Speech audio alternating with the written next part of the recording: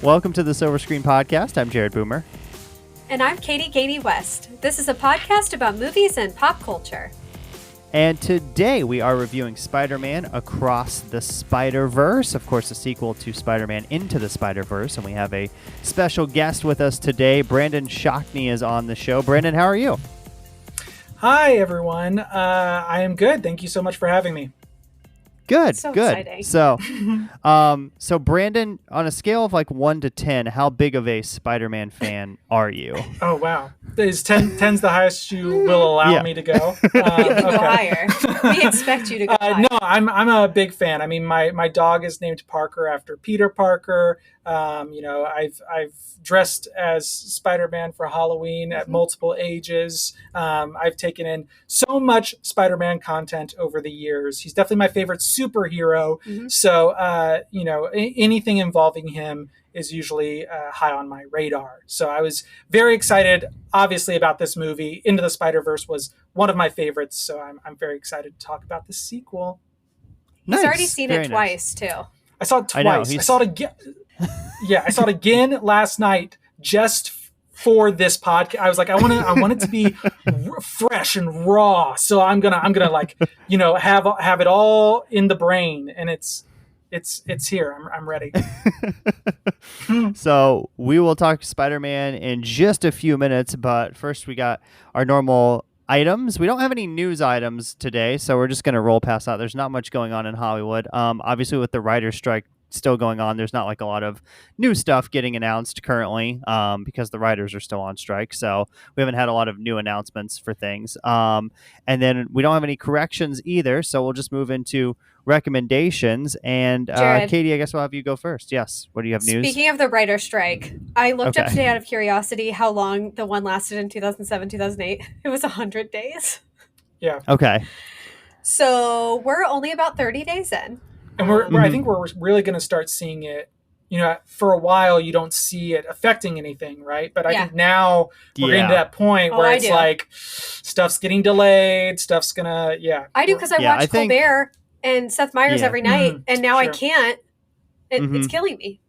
And we're getting close to the point where, like, fall TV shows that come on every year, and network TV shows that come on in the fall, like, if they don't get it resolved within probably the next month or so, I mean, like, those are going to have to get postponed and pushed back because they'll start production on those fall shows pretty soon here. So for like the new seasons. So so just brace yourself for lots of game shows and reality shows and stuff. Oh, I love reality. Well, there you go. You know me. You guys know. Katie's big Love Is Blind fan, and also I got on all those other last ones. night.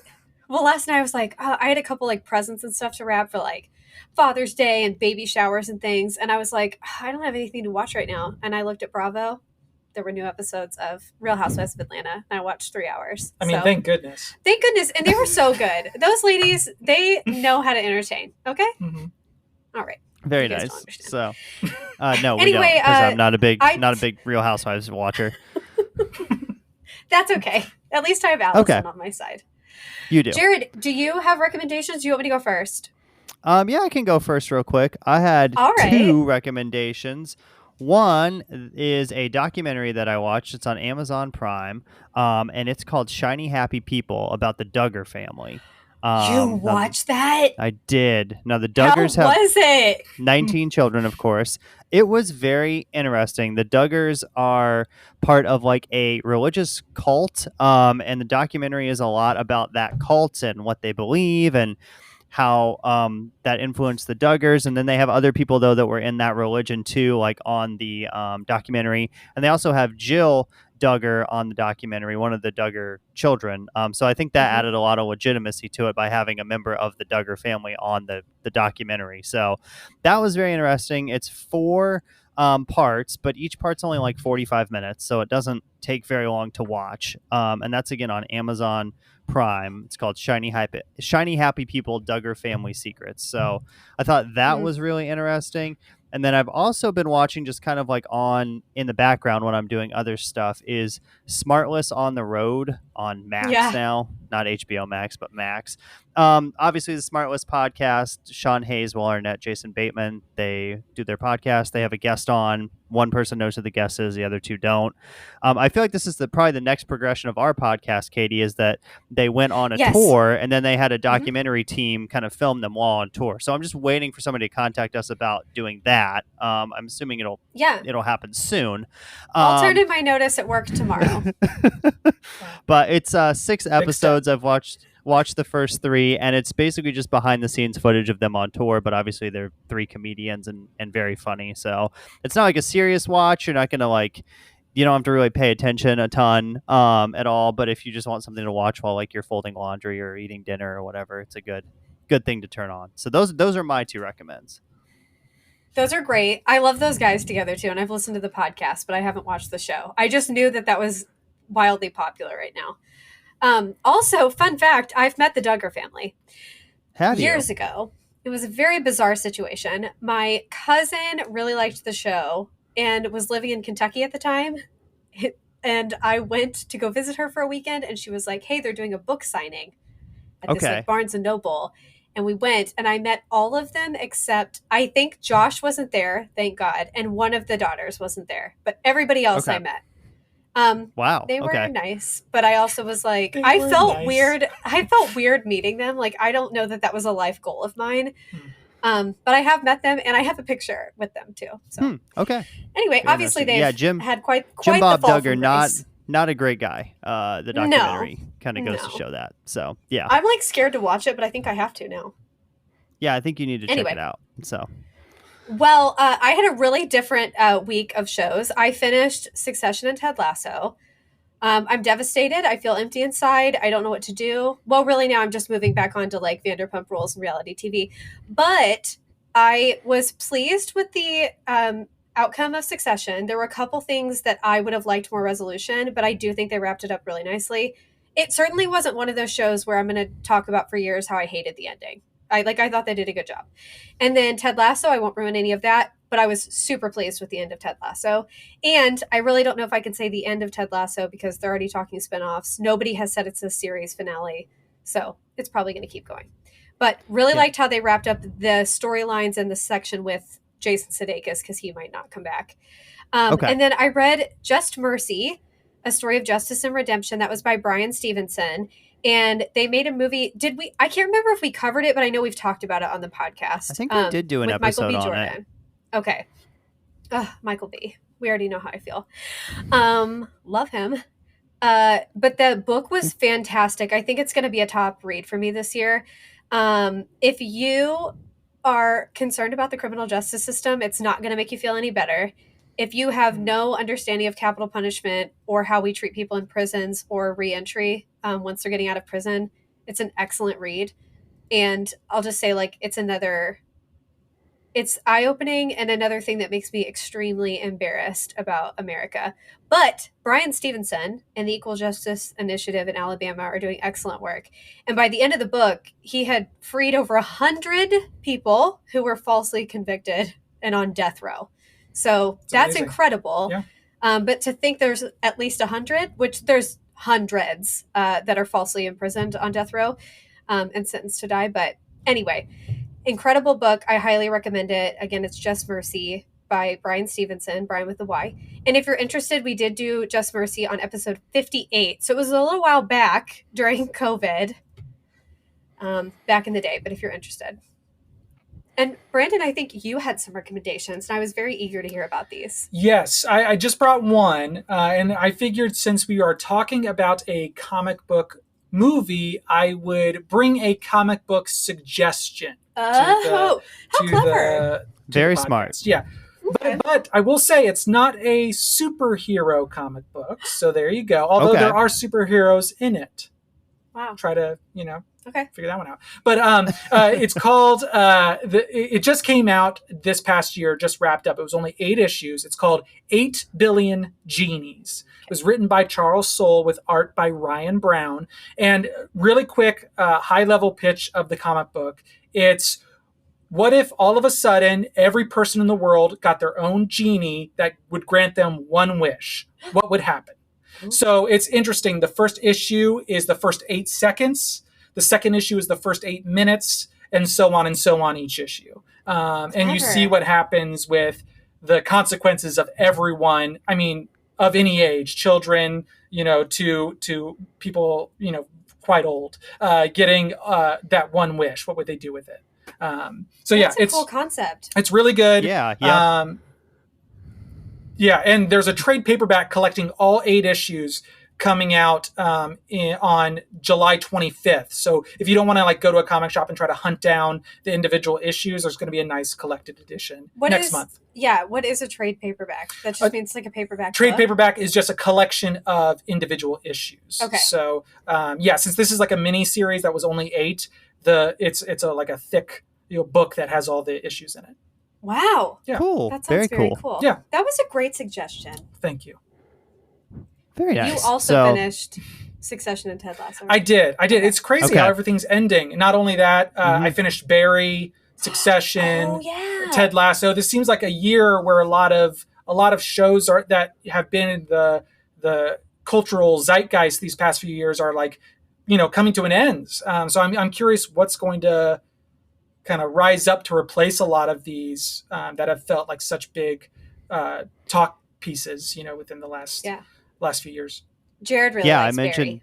Yeah, I do. So I mentioned the same thing like a couple episodes ago. It seems like there's just all these big shows were ending. So all I have left now is The Bear, Only Murders in the Building, and then Abbott Elementary are the 3 that I can think of off the top of my head that I watch, every single episode of. So, but the shows just got cut in half pretty much. So I'm going to have to find some new shows to watch. Between that and the writer's strike, I know. It's going to be an interesting landscape. Guys, you're forgetting, and just like that, the spinoff / continuation of Sex and the City. I'm not forgetting it. Which is coming back June 22nd, and Aidan Shaw is back. Did you? I did read that Samantha is going to make a cameo. Here's what's going to happen. Because everyone's talking about Kim Cattrall coming back. All that she agreed to film was a phone conversation. The only person that knew she was coming back was Patricia Field, who's always done the costumes. Mm-hmm. Also does the costumes for Emily in Paris, by the way. And she knew because she had to make sure she had an outfit. So they filmed her doing the phone conversation. And I think they just added Sarah Jessica Parker later. But it's Sarah Jessica Parker talking to her on the phone, but they're in different locations. That's all we're going to get. There is no way that is going to be satisfying in the least. I'm not satisfied, but I'm so tired of the beef and not knowing the truth. Right. I just want the show, and I like the changes they've made for it, and just like that, and I like the new characters. And I'm just honestly happy Sex and the City isn't done. So hopefully Sarah Jessica Parker and Kim Cattrall can get to the point that Vin Diesel and Dwayne The Rock Johnson have gotten to. Hopefully they can reconcile. Fight? Yeah. Did they really? Oh yeah. Oh yeah. Guys, I don't know like these each things. other. No. But well, I don't want to spoil. In one of the Fast and Furious movies, you can watch where they have scenes together. Yeah. It was we filmed Vin, he left, Dwayne came in, we filmed Dwayne. I know. Okay, I feel really bad. I think Arjun told me that this fight happened. Wow. Yeah, they just had a big disagreement. Also, Vin Diesel kind of thinks he's the Shakespeare of the Fast and Furious universe, and I feel that turns a lot of people off. That's why the director of this most recent one kind of bailed out. It's because he was Vin Diesel was basically just trying to take over and direct this thing, even though I was technically the director. So, Jared, also, I think you're gonna like this. I still every once in a while I just ask Arjun, "Hey, are you joking with me? Do you really like Fast and the Furious, or is this a real thing?" And he just kind of smiles and laughs and never answers. That's the best response you can Or ever he says get. something about family, and I'm like, okay. Yeah. It's all about family. So yeah. So who knows? I knew this new one was going to be not great when the cookout was at the beginning of the movie instead of the end. Right. I was like, what are we doing? That's always and at the we never end. see Rita Moreno again. Nope. Just that one scene. The first just of like Kim four Cattrall Oscar and winners. SJP. SJP are going to do for the Sex and the City show. So yeah, I'm sure that'll be good. Just look forward to that, you guys. If you're looking forward to new shows, you've got several seasons now. You can catch up on the first season of And Just Like That. Oh boy. Okay. Yeah. And that was an ad for And Just Like That on Thank Max. you. So Okay, let's get into Spider-Man Across the Spider-Verse, released on June 2nd of 2023, rated PG for some language, animated action violence, and thematic elements. It's 2 hours and 20 minutes, and on IMDb, it's a 9.1 out of 10, very highly rated. It's rare for stuff to get over a 9 on IMDb, so that Yeah. is very high. Rotten Tomatoes, critics 95%, audience 96%. Lots of people loving this movie for sure, and it's done very well at the box office so far. And its first week of release, $133 million domestically, and then $221 million when you factor in the worldwide total, which is much better than the first movie did opening weekend. Like five times Yeah. To the opening of the first one. Yeah. Brandon's So I'm actually wondering- getting paid by Sony. Sony? Yeah. Question mark? Sony? They got the money. Send it to me. They do. No, you're already working for them. We already know. You can just be open about it here. So the synopsis for this one is Miles Morales catapults across the multiverse, where he encounters a team of spider people charged with protecting its very existence. When the heroes clash on how to handle a new threat, Miles must redefine what it means to be a hero. And Brandon, you found some info about the origin of Miles Morales. Obviously, if people have only seen the Spider-Man movies, they've only seen Miles Morales in 2 films at this point, but he's been a part of the comic books for quite a while. Yeah, but not too long, which I think is kind of fascinating, right? So to kind of give a quick background on how this came to be with Miles Morales is around the year 2000, there was this thing called the Ultimate Universe that Marvel launched. So, Marvel Comics had been going since the 60s, and they had this whole all these stories over the years that they didn't want to really mess with, but they still wanted to have an initiative that would bring in new readers and have more modern takes on these iconic characters. So they did this Ultimate Universe, which was like a side comic line that came out where they could kind of take some chances with the characters and things they wouldn't normally do or touch in the main universe. And that Ultimate Universe did have a Peter Parker for a while, for about 10 years. But then Marvel announced, hey, we're doing this thing. We're going to end the Peter Parker storyline. He's going to die in the comics. And it was a big deal. And they were we're going to be introducing a new Spider-Man, someone that's not Peter Parker. And that's where we got Miles Morales. So it was September of 2011, which was interesting because I had moved to Chicago in July 2011 and just kind of was getting back. There was a comic shop really close to my apartment in Chicago. And I was oh man, I want to get back into comics. And I remember this coming out, it being a big deal. So I actually have this issue, Ultimate Comics Spider-Man #1, which is the first appearance of Miles Morales as Spider-Man, written by Brian Michael Bendis and drawn by Sarah Pichelli, who's one of my favorite artists. She's amazing. But I really just wanted to highlight this because Miles Morales has only been a character since 2011, right? And then that first movie came out in 2018. So he became so popular and widespread in the comic community that he started to bleed into comic books and novels and video games and TV shows. And finally, it was a big deal that we were getting this whole movie based around a Spider-Man that wasn't Peter Parker, which was what everyone knew. And it's cool because we now have a generation of people that are growing up where their main Spider-Man that they know is this biracial teenager who's African American and Puerto Rican, and that it's just great to see that.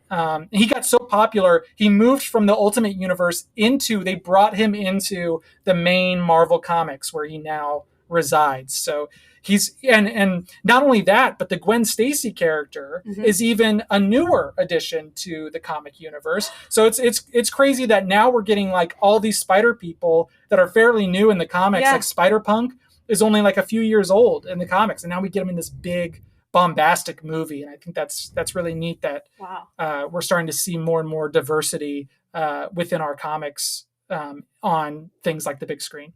That's so cool. Yeah. See, this is why we needed you. I wouldn't have known if you needed me. I wouldn't have looked any of this up, and I had no idea. Yeah. That's super very cool. Yeah, very neat. So This one is directed by 3 different people. Joaquim Dos Santos, Kemp Powers, and Justin K. Thompson. They've all done numerous projects that you've probably heard of. So Dos Santos is known for The Legend of Korra, Avatar, The Last Airbender, and Voltron, Legendary Defenders. And then Kemp Powers All great shows. co-directed. Sorry. All Great shows. Brandon loves them all. I haven't seen a single one. Yeah. Actually, though, Amanda, my sister-in-law, and her family love The Last Airbender. All three on Netflix right now. Oh, check them out. No, now that you've good said to that, know. and you're on our podcast. They're going to disappear by tonight.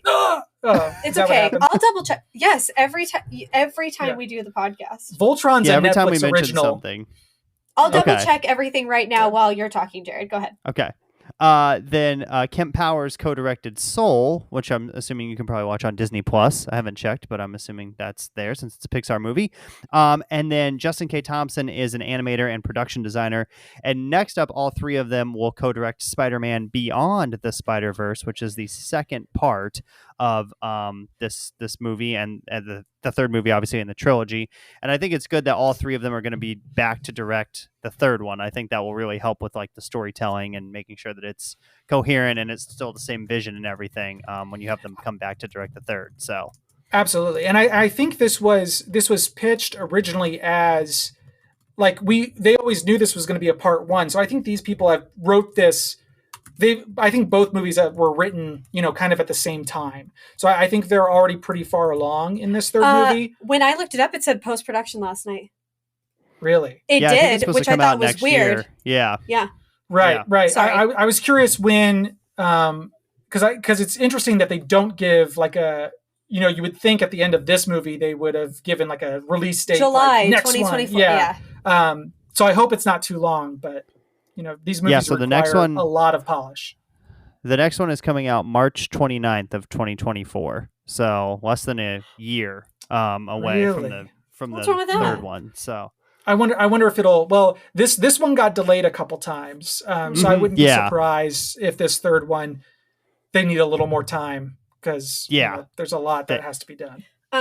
Also, good news. I just checked. All 3 of those are still on Netflix at this moment of the recording. Cool. Well, we will take a quick break here on the show. We'll come back. We'll talk about the cast and then our likes and dislikes and our thoughts on Spider-Man Across the Spider-Verse. And we're back here on the Silver Screen Podcast talking about Spider-Man Across the Spider-Verse. Of course, this movie has a very large cast, Katie, and you've got a lot of people to run through, but we've got to start it off with the man who plays Miles Morales. Shameik Moore. Thank you so much. I didn't do a crush alert, although I probably should have. So if you could just throw one in, I'll give you a minute. Thank you, Jared. Shameik Moore is beautiful. I will say that. I looked him up, but I don't know how old he is, so I was hesitant. I was like, should I say something? Because I don't know if he's like 20 or if he's like 30. He plays Spider-Man / Miles Morales.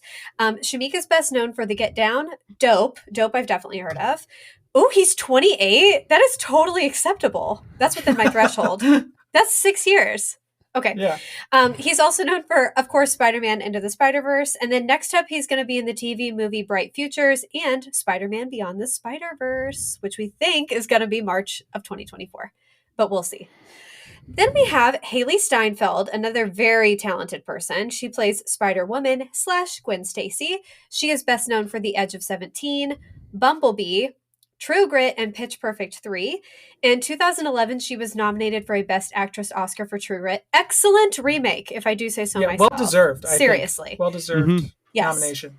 Next up, she will be in Spider-Man Beyond the Spider-Verse, and she is rumored to be in Avengers: The Kang Dynasty. Can I give one more credit for her? Oh, yeah. That I think is interesting because it's another. This is also on Netflix. I'm just really pushing Netflix on people on this episode. But another voice role she did for an animated project that is incredible looking. It's called Arcane on Netflix. She plays a character named Vi. It's based off of a video game series that I know nothing about. You don't have to know anything about to really enjoy this story. It's really good. That's her on the cover there. But yeah, it's called Arcane. She's just a very talented voice actress. In addition, I love her live action work, but she's really good when it comes to these voice acting roles. Yes. And some of her songs are bops. So Mhm. I'm just telling you. Yeah. Like Hey. sometimes in the gym, I turn on some Hailee Steinfeld. Okay, thank you so much for that. And then lastly, we have Oscar Isaac. Dang, probably should have done Crush Alert here too. You know what, Jared? Throw one in there. Thank you, Jared. Oscar Isaac plays Spider-Man 2099. He is best known for much more than this, but I just put a few. Ex Machina, A Most Violent Year, Inside Llewellyn Davis, which, if you recall, Jared and I saw that the first day we met. Star Wars Episode 8, The Last Jedi. He already has 6 upcoming projects that I am so excited about. So he's going to be in Francis and the Godfather, which is about, I think it's about the making of The Godfather. I know Francis Ford Coppola has something to do with it. Helltown, where he's going to play Kurt Vonnegut, who is a native Hoosier, and in Indiana, we're very proud of him. And he's also rumored to be in Frankenstein. So those are just 3 of the 6 projects, but I picked my favorite 3. I think it's funny you called out Star Wars Episode 8, The Last Jedi specifically. It's because that's what IMDb did. Oh, and okay. I also thought I don't really need to list all the Star, you know what I mean? And I just thought I'll put that down because people already know. Yeah. It's also crazy how he is a superhero veteran at this point. And you didn't think it, but he was in everything. He was in X-Men Yeah. Apocalypse as Apocalypse, that movie. That should have been a career ruining performance. If you're about for to him. ask if I've seen it, absolutely not. I haven't seen it. He is so bad in it, and I love him, but wow, an embarrassing performance from him. Then he's Moon Knight, Yeah. and now he's yeah. he's Spider-Man 29. I just love him. love him. Also, well, I guess it doesn't matter now because we've already gone deep into this movie, but Jared got to see Adam Driver in Indianapolis at the Indianapolis 500. Yeah, We didn't forgot to mention That would have that. been cool. So That's he awesome. walked Yeah, I right just thought by that was me. neat. So Yes. Yeah. And on the news, because Jared and I have joked about how our alma mater, UND, that he went there for a while. He went there the semester when I was coming in. And he went there left, for but 1 he never year. talks about it. Yeah. What? he went there for never 1 talks year about and then it. went to Juilliard. Yeah. Yes, and he was in the theater department, which I was in, and people talked about him. I remember people talking about him because he was talented. But anyway, he never talks about it. But all the lead up to the 500, when they were like, Adam Driver's coming to town, they talked about how he went to UND. So if he doesn't spread the word, at least Indiana's like really proud of it. And he grew up in Mishawaka, which is up in the northern part. Anyway, just thought that was fun. Then I have another person to highlight as far as, because I did debate doing this character, but tell me if I mispronounce anything. So under vocal talents, I also wanted to talk about, do you say Karen Sony, do you think is how you say it? I'm asking you, Brandon. Do you know? Sony's paying you to, no, I'm kidding. Karan Sony? Karan, do you think it is Karan? Because I debated. But Maybe. do you know how to say his name in the movie? I don't want to I don't. embarrass myself. In the movie, he says it so fast that I can't. Yeah. Have you heard Prabhakar? Yeah. I've only ever seen it. I've seen him in the comics, this character. Yeah. So I've only ever read it, so I don't know. But he was the Indian Spider-Man. And then did they say it's Mumbai? Is that how you say Yeah, it? it's Mumbai and Manhattan. Manhattan. Yeah. But I wanted to make sure I was saying it right. Yeah. But I'm glad you thought to put him in, Brandon, because I did really like his character and his performance. And then this, just get ready to fall asleep, everyone, because the other vocal talents include, this is just some of them, Issa Rae, Jake Johnson, Daniel Kaluuya, Andy Samberg, Luna Lauren Velez, Jason Schwartzman, Brian Tyree Henry, Amanda Stenberg, Jack Quaid, who's also becoming a veteran in some. He's just been in a lot of comic things lately, He's a or very small part. comic-esque. I know. Rachel Dratch and Mahershala Ali. Rachel Dratch, I wanted to point out, that character made me laugh so much. And the minute before she even started talking, when we saw her face, I was like, that's Rachel Dratch. Because they made her look like Debbie Downer from SNL. Mm-hmm. Anyway, so Yeah, all-star also- cast. So good. Our boy Pete Davidson did not get a voice role in this. Kind of surprised because he's been in just about every other movie we've reviewed. Dang it. He is in the new Transformers, which we are not going to review. But he is in Sorry, Transformers. everyone. So, Wow. but he was just in Fast X. So if you're a big Pete Davidson fan, we did talk about him on the Fast X episode. So Yes. in a very random and wild cameo that had nothing to do with the plot of the movie. So, which is the best kind of cameo. The ones that don't have anything to do with advancing the story. So, Yes. unlike this movie, which has a lot of good cameos and crucial parts. So, so let's talk about our likes first for Spider-Man Across the Spider-Verse. I think first off, what you kind of have to say about this movie and also the original movie is that these are two of like the most beautifully animated movies that you will ever see on screen. I mean, this one I think even does some things different from the first one in terms of using different animation styles, and the different worlds and universes are animated differently depending on where they are, but they just built on what they did in the first one. And the first one was just like a visual explosion, and this one is the same thing. I mean, we just talked about Katie last week, The Little Mermaid, and how that appeared kind of dark and muted and didn't really pop on screen. But this movie is the complete opposite. I mean, it was really just visually outstanding, kind of on all fronts. Agreed. I couldn't agree with you more. I thought that the animation, to me, that's one of the most outstanding things of these films, both of them. I've never seen anything like it. And I think it was Brandon that told me that they've even like developed new techniques and things like we joked over the weekend. We were at the theater and we were talking about, I said, oh, it's like Citizen Kane, because Orson Welles, that was like a big movie where he did things with camera work that people had never done before. So I feel like this is like the new Citizen Kane. Is that weird? Maybe that'll be the soundbite for this one. This is the new Citizen Kane. Citizen Kane. Can't take it back. It's out there. But it's beautiful. But yeah, I mean, well, there are a few things that I wanted to say about the animation. I mean, the first thing is it's got the largest crew of any animated film ever. Over 1,000 people worked on the animation for this movie. So, I mean, that alone shows the amount of work that was put into this. I mean, what I read the other day, which I thought was really interesting, was the character of Spider-Punk. The techniques that were used to just make him took years. Just on that alone, right? Because they wanted to give that effect of Spider-Punk, that he looks like he's like pasted together. It's supposed to look like, like punk rock magazines and posters where it's kind of like glued or pasted all together. But they animate his jacket at a different frame rate than his body, which is animated at a different frame rate than his head. And all that stuff has to work in tandem with all the other animation styles that are going on. And yeah, whereas the first movie, being so visually arresting, only having to deal with one, like Miles's world, one individual style. You have Gwen Stacy's like watercolor, amazing like painterly atmosphere. You have the Moombatan universe that's like really kind of pops differently. Certain colors are coming vibrant. In and out. Yeah, right, exactly. It's like India, what we think of India. Right. Yeah. And then you have like the Spider-Man 2099 Nueva York, which is like very angular, and they do a lot of different stuff with that too. It's just like so many things. It's one of those, it's so cliche to say, but if you like were watching that and you paused it at any moment, it's like a framed work of art, right? Just at any frame. Yeah, it's really impressive. Yeah, I think, like you said, you would know immediately, like if you saw a picture from the movie or a frame from the movie, what movie it was, or you would know it was either the first one or the second one of these, just because of the way they're so animated and they look so much different than anything else that's out there. So, I guess generally too, we could just give general thoughts on the movie. I liked it. I do have a few dislikes with it.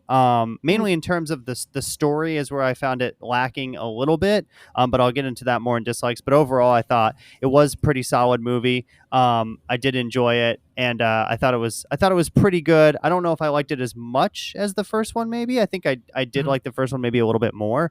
But I thought this was a nice continuation of the story. So Katie and Brandon, what are your kind of just overall thoughts on this one? I will say, to be honest, that I don't remember the first one quite as well. Like I've only watched both of them once, so I can't say. Yeah, but that's okay, because this movie does a really good job at recapping. It does. The first one in interesting ways. That was one of my likes too, right. And I did actually think that, because I watched like two recap videos before I went to see this, just to remember like in general who people were when I went in for this film. But I did think this movie did a good job of like calling back to, like, I forgot things that happened to Peter Parker at the beginning that we see. I remembered Gwen Stacy, but I thought they did a really good job of providing like the background context. And then one other thing I wanted to say about animation was just, I'm really impressed and glad that the animation was so good in this film, because we always hear about Pixar, and Pixar is outstanding. They deserve all the accolades. but at the same time, it's neat to see other people really like joining that race, I guess. Well, so I'm and impressed. it's crazy to see new now too.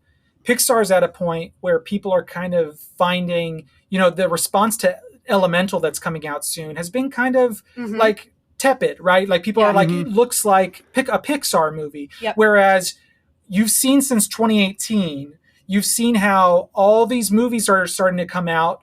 I'm sure you saw the trailer for that new Teenage Mutant Ninja Turtles movie in front of this, and how much inspiration is being taken from something like Spider-Verse, and how it's like, well, let's utilize animation in more interesting ways. It doesn't need to look Disney. It can look, more sketchy and more like, it's pulled from a page of a comic painting, book. I guess. Yeah, right, exactly. Yeah, and then you even look at like Pinocchio last year that Guillermo del Toro did, and that's obviously sort of a different type of animation because it's stop motion, but still some animation in that movie too, and obviously that won Best Animated Film at the Oscars. So that's even a separate type of animation. So there, you're right, Brandon. There has been a lot of, I think, development in that area even over the past couple of years, with people trying some new and different things. So cool. Well, we'll get into more of our kind of more specific likes now. Excuse me. So, Brandon, I know you did really like this movie though, and I know you had a hard time kind of coming up with different areas for likes and dislikes, but I know you're a big Spider-Man fan, but you really did enjoy this one. Where would you put this one maybe in terms of the other Spider-Man movies that we've gotten? Obviously this is a little different because it's animated versus live action, but how much did you enjoy this one? Well, this is a great plug for my Letterboxd profile. I got a Spider-Verse list on there. You can go ahead and check that out. I got them all ranked. You do? From oh yeah, I got a bunch of lists. Got to check out my list. I read books. Okay, all right. But no, I think it's hard because like the Spider-Man movies are definitely broken up by like different eras, right? So in the early 2000s, we had, of course, the Sam Raimi movies. And I still think Spider-Man 2 by Sam Raimi is like maybe the greatest comic book movie of all time. I think it can't be topped. Tobey Maguire? Is that? Yes. Tobey Maguire that has Dr. Octopus in it. Doc Ock. Yeah, I think like the storytelling in that, the like characterization, it's everything I love about Spider-Man, and the action, just the creative action in that. I mean, everyone talks about that like subway sequence from Spider-Man 2. So good. When's the upside down kiss? That's the first one. Oh my God. That like changed my life. So I think those ranks higher just because it was we hadn't gotten a take on Spider-Man, whereas what we're getting with the Spider-Verse movies they're pulling from a lot of our knowledge of Spider-Man up to this point, right? Like we're taking a lot of the mythos of that's my list right there. They're taking a lot of the mythos that we know of Spider-Man already and kind of blowing it up in this movie, right? I don't know if we've mentioned this yet in regards to like spoilers. Are we good to like give? So sorry, should have done it at the top, everyone. Spoiler alert. We're going to just spoil the heck out of this. So we always say this, please come back though. So if you want to like pause it, do it now, but please come back and listen to the rest of the episode and share with your friends. Yes. But I think like the reason I like this one so much is I think it's starting to do really interesting things with what audiences kind of generally know about Spider-Man, and how it's kind of changing our perception of what makes Spider-Man great. The first movie, kind of the whole thesis statement of that movie is anyone can wear the mask, right? Not just Peter Parker. Miles has that whole speech at the end. I wear the mask, you can wear the mask. Gwen. Yeah, exactly. Gwen, who in this movie, Miles has that thing where they're sitting. One of my favorite scenes in the movie, they're sitting upside down on the building, which is such a neat idea.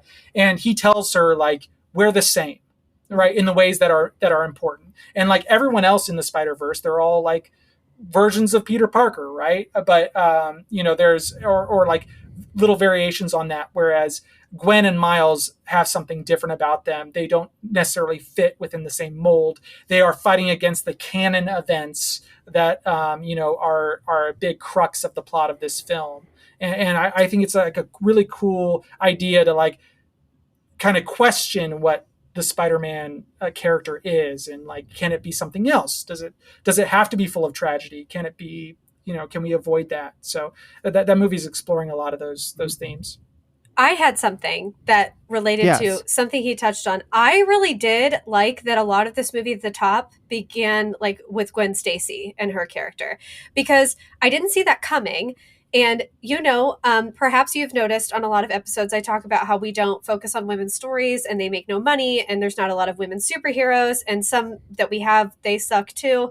It was neat that Gwen Stacy, like, she basically opens the film, and it's even called Spider-Man, and like a lot of the story revolved around her. And I thought that was really cool. And I also thought, this is a definite spoiler, but I thought it was interesting how both of them chose to reveal their identity to certain people. Now, sometimes it was different universes and stuff, but I thought that was interesting because just imagine the relief you would feel. Like, you're carrying this secret around. And also, like, Gwen, her dad thinks she's like a killer and a villain. And then to be able to kind of like, just, even if it's just to one trusted person, say like, this is the truth and I am this. What a nice, I just thought that was a nice touch. Yeah. I mean, she's been upgraded to pretty much co-lead in this one. And it's nice to see her. Also, her character doesn't hinge on Miles, right? She gets her own arc. She gets her own like realization of like, yes, the movie ends up being like, with what we're setting up in the next one there, she's like going to like try to save Miles, and it's very connected to his story, but she gets that closure with her dad. And that's like, as much as this movie is a cliffhanger, I think it does a really good job at kind of closing the loop on her specific story, and leaves her in a really interesting place for the next one. One thing I like about these movies too is that they're pretty grounded for like superhero movies. They feel very real in terms of the conversations, like you were talking about, Brandon, the conversations characters have with each other. It doesn't, now obviously it's set in this really like cool universe and it's very, cool animation and everything. But I feel like from a storytelling perspective, it feels very real and grounded with the family dynamics and with some other dynamics that happen. I mean, even during that canon events sequence of the movie when they're explaining to Miles, hey, this is what happened with every other Spider-Man, in every other universe, is these things happen and somebody close to you is going to have to die because that's just what happens when you're Spider-Man. That gives him a really interesting moral dilemma to have to try and deal with and try to figure out what he wants to do. And obviously that's looks like it's going to be resolved in the next movie. But I really like some of the storytelling things of the movie in terms that some of these superhero movies just feel very big and like they could never happen in real life and they're just really out there. But this one feels like, it is like relationships between characters that just live in these cities and universes. Yeah. I mean, those were like some of my favorite scenes in the whole movie were just these like quiet moments that happen between these characters. And I think in addition to a lot of the stuff that's going on with Miles in particular, that's Spider-Man related, I also think there's a lot of interesting themes around like parenting and parents and like our relationships with parents and like how they have to adjust to changes. Like there's the whole, with Gwen having that really bad experience with her father, and then Miles having like this healthier relationship with his parents, but still not being able to like express to them how he's feeling and how he's changing. A lot of relatable themes there. And then on the flip side, we have, because we haven't really talked about Oscar Isaac's Miguel O'Hara much yet, but him being on the flip side of a parent that lost everything, lost his family, and as a result, he has wants to like get like not lose grip on control at all, and it's causing him to like move into this extremism that we see from his character. So really interesting takes on like how parenting can affect family elements and how people need to evolve and grow. That was very clever because I didn't even think about that. I did notice another thing I liked was Miles's parents, especially. I liked their dynamic with him. And in a lot of movies, animated or not, we see a lot of parents being very removed from the story or not knowing what's going on in their children's lives. And it's really refreshing to see parents that are like concerned about his well-being. Where are you going? What are you going to do about college? questions like that. And they were just adorable together. I felt like that was a very believable love story between the two of them, and how they have some cringe worthy moments with their son because he's like, ew, they like kiss and they love each other, which I thought was adorable. And I also liked that. I think that added that both these films, I always notice if a movie is something that like I could watch with my parents and be very comfortable watching it with them. Mhm. And both of these are terrific examples of that, because you've still got action. There's still plot, there's still villains, there's still stuff like that, but it's something you can watch with anyone. This would appeal to everyone, and I do think that's why, another reason why it makes so much money, is everyone can watch this. Mhm. And Rio Morales, the mom, Mhm. the first movie is very dad focused, very very heavy Yeah. just between him and his dad, and it was And really uncle. nice, and uncle, but it was Yeah. really nice to have her kind of emerge as like even more of a primary parental figure for Mhm. Miles in this one. So another like for this one that I know you had, Katie, is the music as well, and the soundtrack. Oh my Now the gosh. music's a little different in this one. From the first one is more songs by artists, especially hip hop and rap songs. This one is more of a traditional movie score Mhm. instead of like individual songs. But this score is really good again for this particular movie. Yeah, I noticed it, and I think there was I didn't even look up the artist. I know that I've seen some of it on Instagram and stuff. Go ahead. Daniel Pemberton. No, not the I mean like some of it was hip hop and stuff. Oh, Metro Boomin kind of curated the Yes. the soundtrack. There was, because there was somebody, there's an original song and it had like 4 artists or something, and they're modern. Mm. They're like people that we Mhm, like. mhm. Anyway, the music was just really, really good, and I think it aids the story. And I think that Daniel Pemberton Yep. just did a good job of picking what music to put where, and I think that that helps. And to me, it's an artistic element that works really well with a very artistic movie. Yeah. Also another like his score. Oh, go ahead, It's Brandon. unreal. Sorry. No, I was just gonna reiterate, his score is so good. I mean, his score was great in the first one, and in this one he really gets to play with like changing up the score whenever they go to the different worlds. Like Mumbattan has a very different vibe to 2099's Nueva York and all this stuff. So another like too was like you said, Brandon, and like you had on the list, Katie, is the background info is helpful in this film, just in case maybe you haven't seen the first one, or maybe you kind of forget, because there's a lot of stuff happening in these movies. You're going to multiple universes, lots of different characters, so maybe you kind of forgot a little bit what happened in the first movie. They do a nice job of kind of giving you that information as this movie goes on, so that you understand the events of the first one and how those are going to impact this movie. And if you need a little refresher, they just kind of give that to you during the film. And I think the last thing, I definitely want to hear more of your thoughts, Brandon, but the last thing that I liked, hold on a second, sorry, was just that, sorry, I keep forgetting what I'm saying. Oh, yes. I do think out of the Spider-Man movies, I think this movie in particular, even when I was watching it, I thought there was a lot that's going to remain relevant. It's not a movie where 50 years from now, someone's going to watch and be like, I don't understand, or why were comics exciting, or who's Spider-Man. Because I also think a lot of it helped that Miles is biracial. I think it helped that there's a wide range of people, places, ethnicities, just different cultural elements that a lot of people can relate to that are kind of worldwide.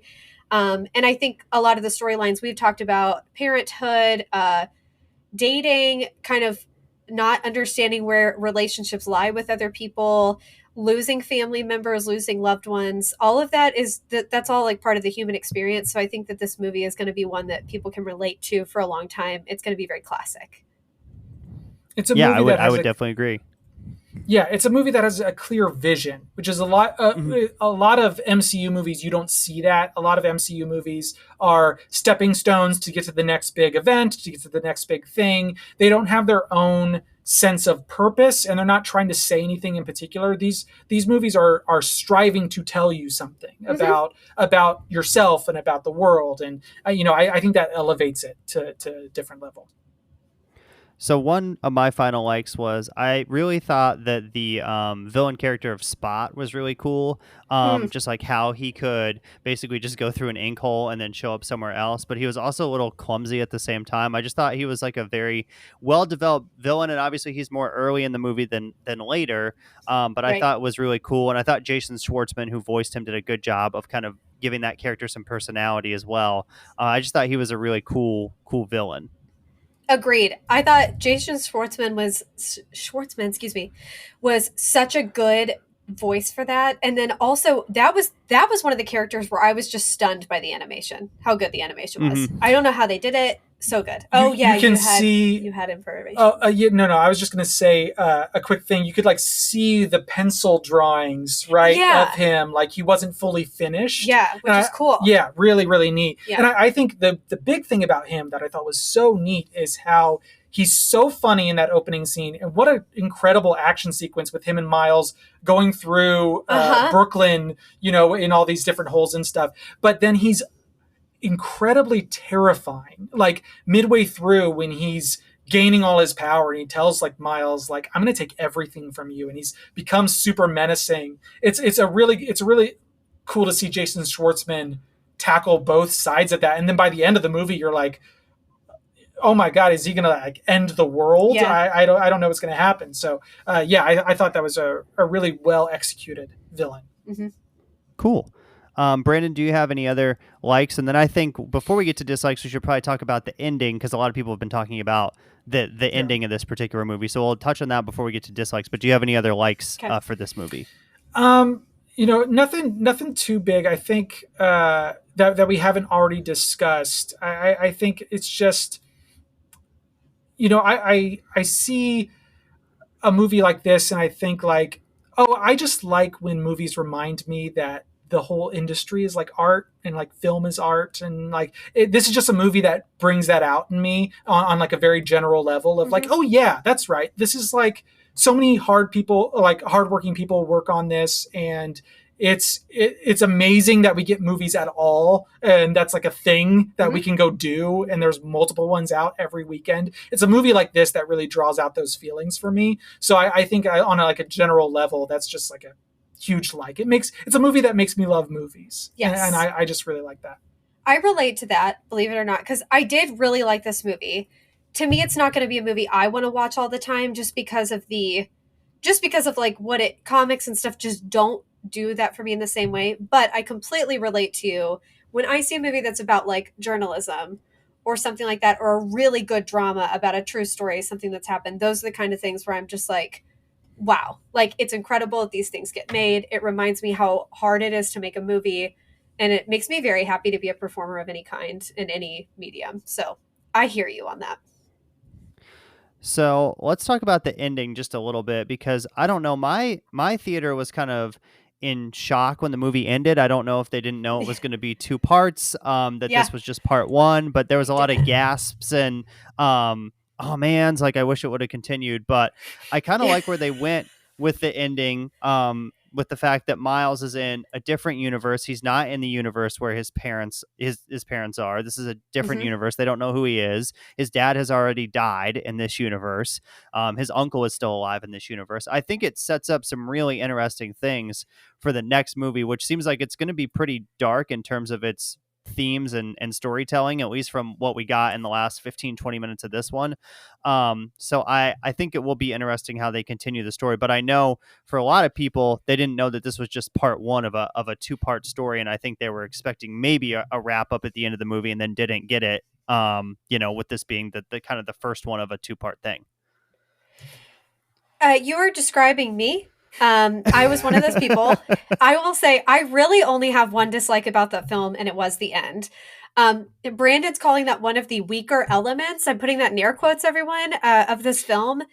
And because I was one of the people that, because I don't read all the stuff about these movies, and I care, but I don't care, like it's not life-changing for me. I went in with an open mind and everything, but by the end I was like, wait, what? I just thought, dang, it felt like a long con to me, where I was just like, these guys are committed. Like I fell for this hook, line, and sinker because I thought this was just going to be one complete story. So part of it was me being disappointed, like, oh no, I want to know what happens. And part of me was like, I rolled a little bit because I thought, of course there's going to be another one. Why wouldn't there? Let's make 10 more. Why stop at 3? But I don't think, what I will say, what's different about a movie like this is I don't think they are doing that to like set up a 10 movie franchise. I think they're like, we have a story that is going to take 2 movies to tell. And it's interesting because when this Well, I mean, this story. The first gotcha. movie is Okay, like kind of a complete thing, right? Yeah. And this one's spanning across two. But it's interesting because when this movie was first announced, it was announced as Across the Spider-Verse Part 1. That was in the title. Oh, right. And then they dropped that and they renamed the third movie Beyond the Spider-Verse instead. Now, was that a mistake? I don't know, because now we're getting people that are going to the audience and being like, what? Because they aren't prepared for that. I think it's incredibly exciting in the way that it's like something like Empire Strikes Back, or dare I invoke Dune. Doesn't tell a complete story, but is setting some things up for an exciting second movie. I think it does a really good job at leaving you in a place where you still got your bang for your buck in the 2.5 hours you were in the seat, but then you have this setup for something incredibly different for a third movie, right? Miles is literally going to be facing himself. What does that mean? What are the themes we're going to get from that, right? A version of him that didn't get to be Spider-Man, that didn't have the influence of his parents, going back to parenting, being a big factor of this movie. Like I'm very curious where they're going to go with it. And yeah, I think it's a weaker element because it's not a complete story, right? So if this third movie doesn't stick the landing, will it make this movie worse? That's the big thing, right? Or if the third movie ends up being a total home run, does this just make this like a perfect 5-hour film, 5-hour story? It's probably going to be great. But I would like to point out about Dune. Dune is a great piece of literature, and it's over 600 pages, whereas a movie script is like 100, 150 max usually. If they wrote this... I'm just saying. If they wrote this, but they wrote both of these at the same time. But right? Dune is... it's a masterpiece. Okay, it's fine. It is different because it's not based off of an existing property. But raise your hand if you've read Dune in this group. Because it's just one person. No. It's me. So, I think whoever's listening, it's me. I think my main dislike with it, and why I'm a little bit lower on it than I think maybe you two are, is that I think it was the story for me. I just thought this one didn't have a lot of story in it. It felt very more of a setup for the next movie, and it was a little thin in parts in terms of like story advancement. I just thought it didn't have as much as the first one.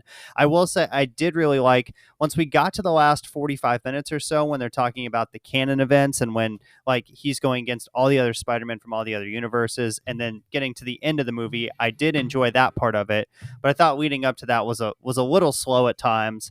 So that was kind of my main dislike. And then I also have another dislike that I don't think is movie related, but is more theater related. This was very quiet in the theater that I saw it in. And that has been a common thing that has happened with this movie. I researched it a little bit, but they mixed it a certain way, and theaters are not turning it up loud enough to compensate for the way they mixed the movie. And so that happened in the theater that I was in. It was just very quiet. It didn't kind of pop like it normally would in a theater. So I would maybe like to go see this again with some, or watch it at home with some, where I can turn it up louder.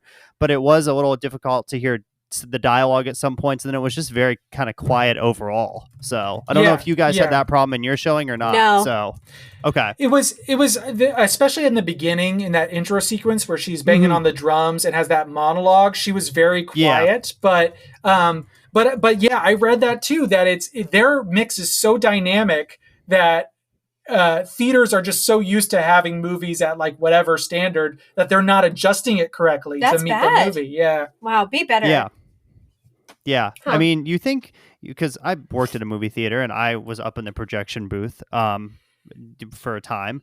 Normally the first showing that you do, you try to sneak down to the theater while it's on and just kind of make sure that everything looks right and sounds right. So like the Thursday night opening night, you kind of try to go down there and make sure everything's good to go. So obviously some theaters haven't been doing that. And then, some theaters obviously will just keep their volume at a certain level and never really adjust it. But I think for this one, it needed to be just turned up a little bit. I will say, like, at one point I had to go to the bathroom and our seats were in the back of the theater, and I walked down towards the front of the theater, obviously, and it was a little louder down there in terms of the dialogue and stuff. So it could have been also based on where I was sitting. I was more towards the back, but I think in general it needed to just be a little bit louder in the theater I was in. So did you use RunPee to go to the bathroom? Yes, I did. So I'm so proud of you. But, we got to keep plugging that. I've never used it. I don't leave the theater. Sometimes but I love that Jared does. I will say though, sometimes it has bad suggestions. I don't. Sometimes it suggests times to go, and then I'll look at it afterwards and be like, no, that was one of the more exciting parts of the movie. So I don't agree with that 100% on some of the suggestions it has. But Yeah. if you need to use the restroom during a movie, it's a good app to have. So, do we have any other dislikes? I think the one thing you mentioned, Brandon, I see in the notes is that this is a very complex story, and the first one was a complex story too, and this one's complex as well. And for some people, that could be hard to kind of understand where everything's going. I mean, there's even times during the movie where they like pop up a little text box on the bottom of the screen to kind of maybe give you a little context on what that means that character just said. But Right. this one is kind of doing some more things even than the first one, I would say, in terms of story and the multiple universes and things. Yeah, it's very dense. I mean, especially once you get to like Spider Society, right? That's where I think the one that I think is the hardest to really like. Usually, I found the movie to be like incorporating exposition in interesting ways, and then at one point, like Miguel O'Hara talks to his little Lila assistant. He's like, do the explainy thingy or whatever. It's just like, here's a scene where we're explaining what's going on, right? Which is the whole like canon events thing and the web of destiny and whatnot that he goes into. I think that's the biggest like info dump that we get all at once. Mm-hmm. And yeah, it's asking a lot of you. But I think for the most part, it succeeds in doling out information a little bit at a time to make sure you're like not getting lost anywhere. But there are a few moments where you're just like, okay, I have to like take a minute and think like, okay, this is an anomaly and Miles is not okay. And like canon events are like these different moments are all right. I think I'm like following, but if you're not like deep into the lore of Spider-Man, it can be a lot to take in.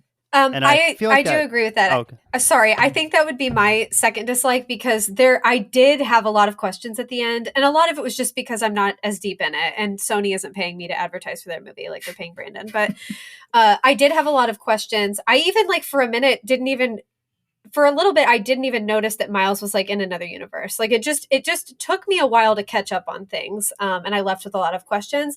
I don't really think that's their fault. I just think this is a problem that I encounter with a lot of comic book movies because some people are deeply obsessed, like I am with Sex and the City, and they know everything about it.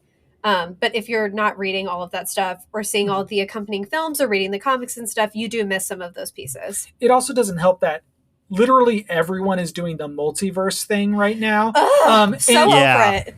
And like, it's not fair to Spider-Verse because they're doing it very well. And then there's other movies that are not, like the MCU is kind of like struggling to make that happen, with Ant-Man and the Wasp and stuff. And like a bunch of other things that are, obviously Everything Everywhere All at Once being like, big kind of high standard for multiverse. But yeah, it's the hot concept right now. The Flash is like, we're doing multiverse with the Flash coming up here soon. Everyone's got their multiverse. I'm not. There's other Katies out there doing other podcasts with other Jareds. Yep. Some of them are about I meant the pop Flash. culture. I'm not going to be seeing the Flash, but I get what you're saying. I think my only thing I was going to say on that point, Brandon, was that I think with the third movie, it might even get a little more difficult because you're going to have two Miles Moraleses, that are going to be, and maybe more possibly depending on what they do with the multiverse in that movie. So that could really make it even more confusing for viewers in terms of that. It's not just going to be multiple Spider-Mans. It might be multiple Miles with different storylines going on in different universes kind of at the same time. It seems like that might be where they're kind of taking the next one a little bit. So yeah, I'll be very curious. It's definitely a tricky thing, right? Because whenever you do something like this where it's not telling a complete story, all your eggs are in one basket. They have to nail it, or else it kind of lessens what everyone loves about this one. Like, so hopefully they do. I have, based on the first two movies, I have full confidence they will, but we'll see. Cool.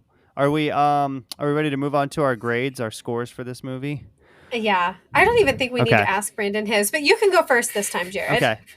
I think I'm the lowest of the three of us on this particular one. I didn't love it as much as the first one. I thought it dragged in some parts. The animation was obviously very beautiful to look at, and I did like some of the villain stuff, like I said earlier. But I think the story was maybe a little lacking in this one. So I'm going to go a 73 out of 100. I enjoyed it, but I'm not going to give it in the 90s for this film. I am really interested, though, to see, like we've talked about with the next one, will that bump up my score for this movie? Will it lower my score for this movie? It really depends a lot on the next film. And I think this one is good, but I don't know if I can fully judge it either without seeing the next one and seeing how they kind of connect, since this is going to be such a two-part story. But I looked at this one and the first one, and I still like the first one better than this one. So a little lower on this one, a 73. I'm going to go ahead. I mean, I respect that. I hear you, Jared. I was worried like Brandon was going to have a heart attack. No, but I'm doing great. I get it. Sony's going to pay him either way, so it's fine. Yeah. I'm going to give this a 92. I thought this movie was pretty incredible. It's not, again, it's just so different than types of movies I love to see. But the fact that I really had to think about things to dislike and couldn't remember things I disliked says a lot to me. I love how approachable it is. I love how timeless it is. The artwork is unmatched. Like just all of the animation. I don't even know a recent film. Maybe Soul. Soul really impressed me with the animation. I don't know why. But a lot of recent movies, I'm not that impressed by the animation or anything. Mm-hmm. I love the music. I love the characters. I love how different they are. And I like the direction these stories are going. Cool. Okay, Brandon, I guess it's your turn. Well, I feel like now 92 is high for you. I did not expect 92. Thank you. So I guess I gotta go the highest score. I mean, right? I thought you were going to do over 100, which isn't allowed. No. And you guys go, you guys are very like, you go like 73s and 92s and stuff. I'm more of a, I do like by like fives in my rankings. Mm-hmm. Like, it's like, every 5 points. So I was considering going with just a flat 90, but I think I'll bump it up. And Should I go lower? No. I think I'm going to go 95 for this, with the right to go higher or lower depending on the third film. But yeah, I just think it's kind of breathtaking. The good news about this podcast is you can change your rankings all the time, because this is kind of like Whose Line, where everything's made up and the points don't matter. Yeah. It's just like for fun. Is this the highest ranking you've given a movie in 2023? Because if so, it's your favorite movie of 20. It's your favorite movie of 2023. I think I marked it as my third. Out of new movies this year, I think it's the third one. Okay. Because I had Fast X. I liked Air slightly more, and I did have A Man Called Otto, which didn't come out this year, right? So I guess this would be my second. It came out in January. Oh, it did. Okay, so this is my third. Yeah, it came out very early. A Man Called Otto. I don't know if. No, I don't know that Otto is. I don't know, but Otto is definitely in my top 3. Right. So right now it's Air, Otto, and this. It's Matt Damon, cranky Tom Hanks, and then Miles Morales. I mean, right? 2 of my love bugs, which would be Tom Hanks and Matt Damon, are like in the running here. But Shameik Moore, I mean, yum. But so my top 3 from this year are Guardians, John Wick, and then Air. So right now. So I know that disagrees with you, Katie, but that's okay, Jared. But that's why we're best friends.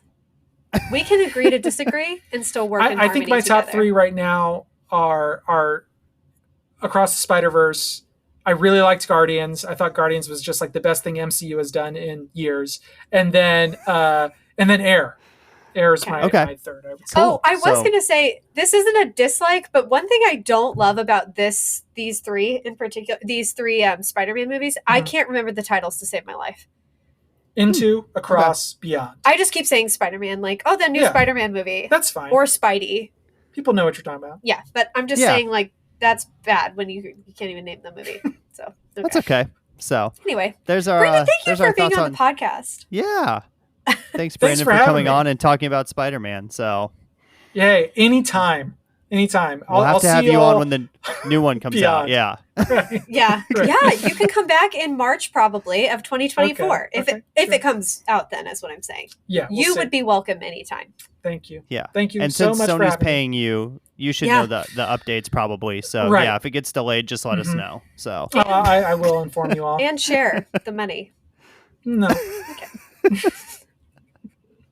So So that's our thoughts on Spider-Man Across the Spider-Verse. You can follow us on social media at Podcast Silver on Twitter and Instagram. Search the Silver Screen Podcast on Facebook. And then you can find Katie and I on Letterboxd. Our profiles are in the description for the show notes. Brandon, what's your Letterboxd? And if you send it to me, I'll link it in there too so that people can follow you on there too. Sure, absolutely. My Letterboxd is at BEE Shock.